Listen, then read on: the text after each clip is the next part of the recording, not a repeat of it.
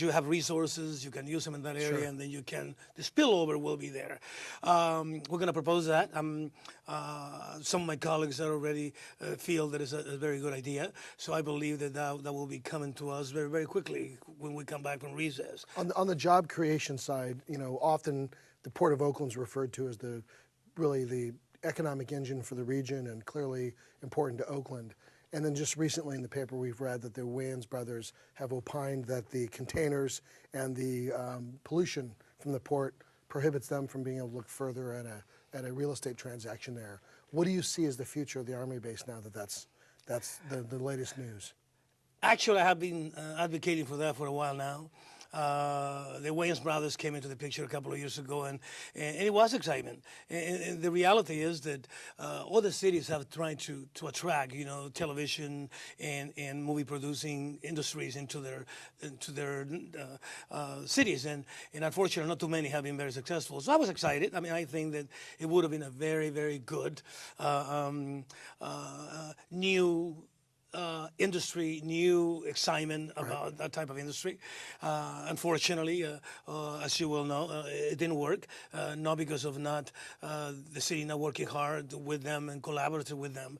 But now we know that for whatever reasons they pulled out.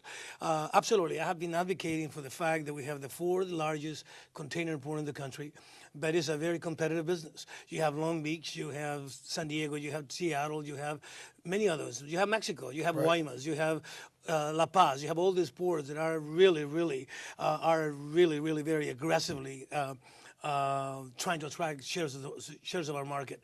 So how we're going to be competitive? By having room for expansion. How we're going to create real jobs that the people in West Oakland and people in East Oakland will be able to actually fill.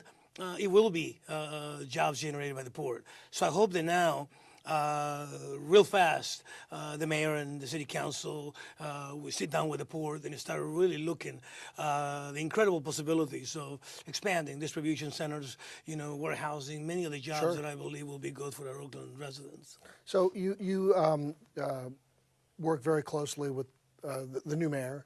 You've had an opportunity to communicate with him, interact with him, and you serve as the president of the council, so you're regularly communicating with your colleagues on the city council. How is that shaping up? I guess we're 7 months in to the Dellums administration. How is the relationship between the mayor and the council working out? I think that this city of Oakland is a very difficult city, and I think that my old friend Jerry Brown learned that, at the beginning of his first term.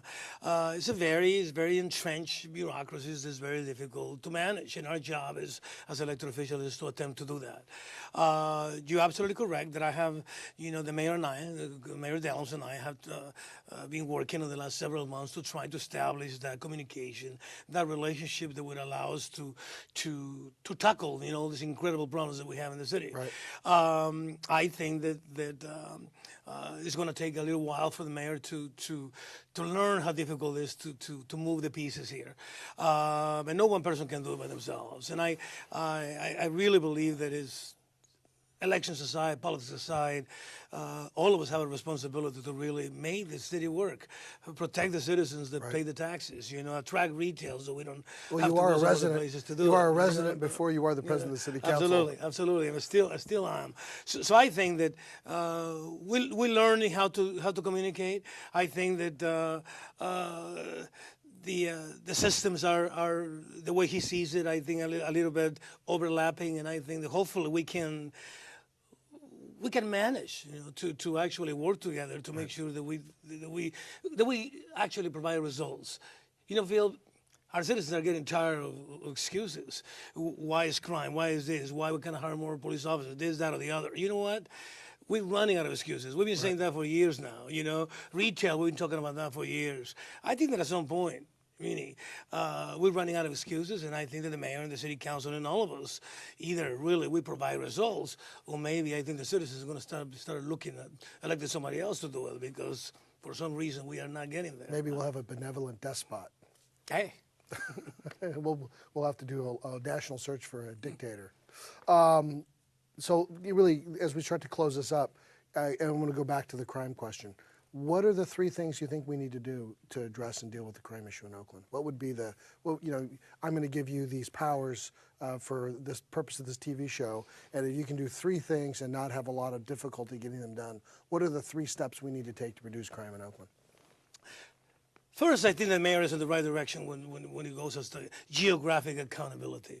We're going to divide the city in whatever geographic areas are, and then Captain Tagami or whoever is in charge is going to have to be responding and answering. You're responding to my wildest dreams now. You know, that person's got to be accountable. Someone is going to be totally accountable. Right. That's that geographic accountability that the mayor and the chief of police want to create. So we have to do that right away now. Right.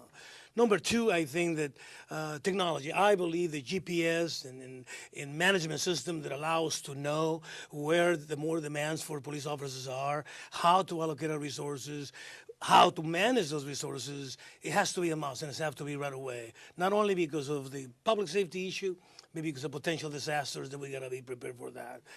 Number three, we have to, again, make the system accountable. The council started with $250,000 for a 311 system that allows us to have a system that is accountable. So when the citizens call and those calls are logged in, somebody's got to be responsible. Not every different department. Let's talk. Someone is going to be responsible. Let's talk a little bit more about 311.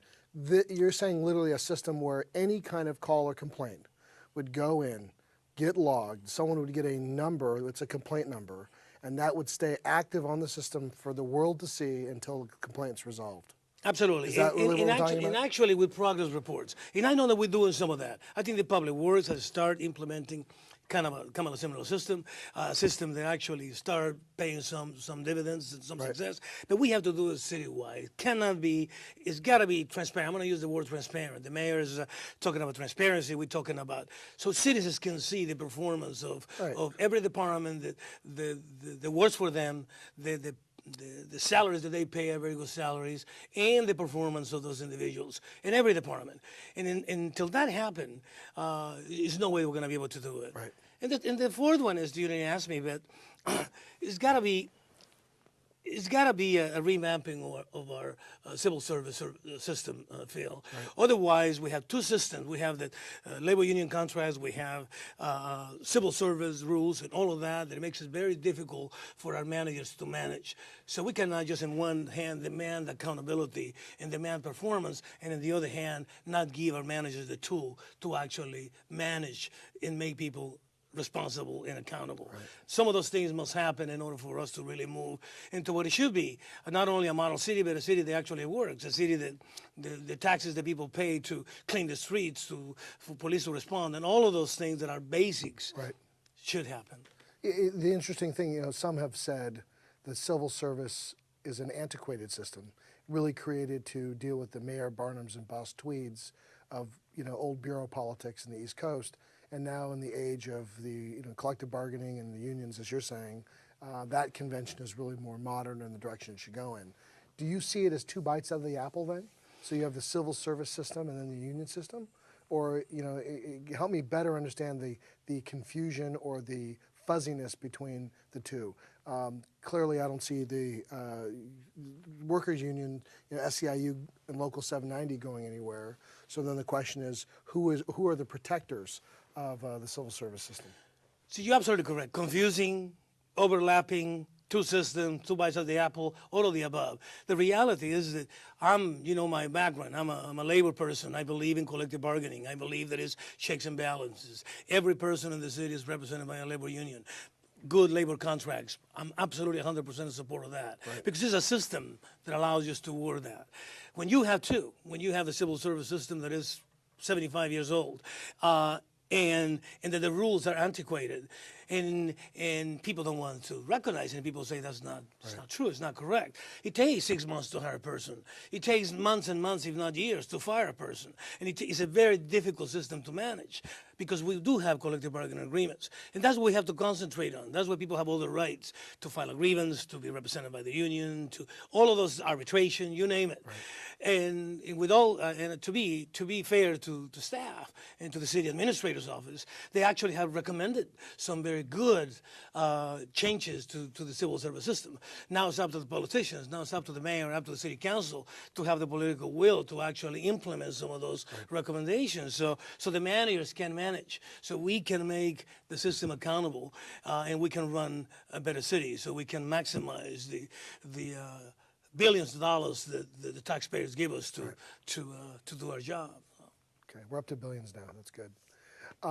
Well, Ignacio, I really appreciate you taking the time, and we're going to be hopefully coming back to you in the future with more about what's happening here in Oakland, and try to keep the message positive, and appreciate your leadership and your hard work. Thanks. And I want to thank you for the opportunity, and I think the viewers will definitely benefit from all the discussions that I think of the people you bring in. So thank you. Take care. Thanks.